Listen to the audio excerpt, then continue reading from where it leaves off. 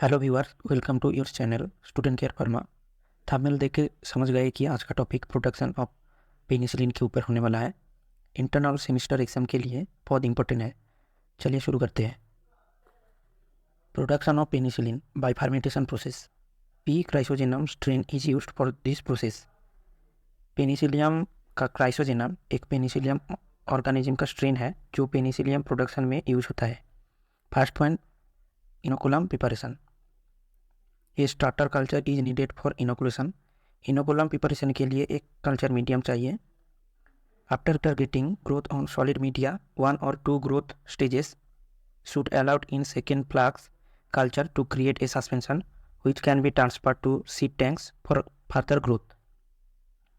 Solid media में growth होने के बाद ग्रोथ स्टेज को सेक करना पड़ता है सस्पेंशन बनाने के लिए, जो बाद में सीड टैंक में ट्रांसफ़र होता है ग्रोथ के लिए। After 20 to 28 hours, content of seed tanks is transferred to the primary fermentation tanks। 24 से 28 आवर के बाद सीड टैंक का जो सस्पेंशन प्राइमरी फर्मेंटेशन टैंक में ट्रांसफर होता है। All the bioparameter like temperature, pH, aeration, agitation etcetera should be properly maintained. Temperature, pH, aeration, agitation सबके सब बायोपैरामीटर मेंटेन करना पड़ता है। Bioparameter, pH near about 6.5, pH 6.5 होना ज़रूरी है। Temperature should be in between 26 to 28 degree Celsius. Temperature 26 से 28 degree Celsius constant होना चाहिए। A continuous stream of sterilised air is pumped into the fermentation tank. Sterilised air fermentation tank में continuously pump करना पड़ता है। At about 200 RPM agitation should be required. 200 RPM में agitation होना ज़रूरी है। Nutrient media, fermentation broth contains all the necessary elements required for the proliferation of microorganism। Microorganism के proliferation के लिए फर्मेंटेशन ब्रॉथ में न्यूट्रिएंट एलिमेंट होना जरूरी है। Generally it contains carbon source, nitrogen source, mineral source etcetera. For carbon source lactose, glucose and sucrose are used.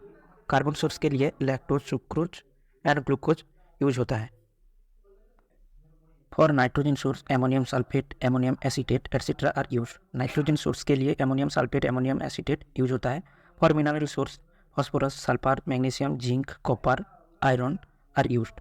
Mineral source के लिए phosphorus, sulphur, magnesium, zinc, copper, iron use होता है। Precursor, if phenyl acetic acid is provided then only penicillin G will be produced.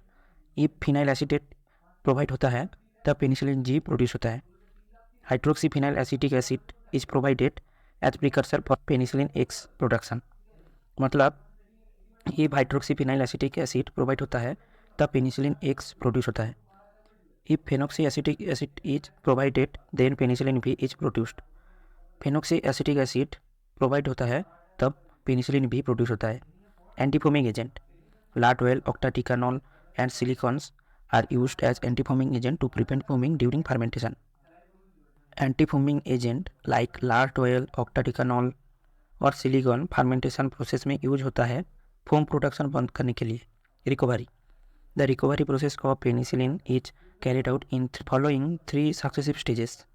Penicillin का recovery process following 3 stages में होता है। 1, removal of mycelium.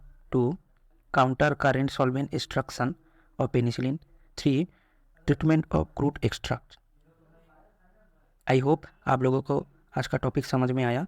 अच्छा लगा तो लाइक कर देना और अपने फ्रेंड सर्कल में शेयर कर देना और सब्सक्राइब भी कर देना।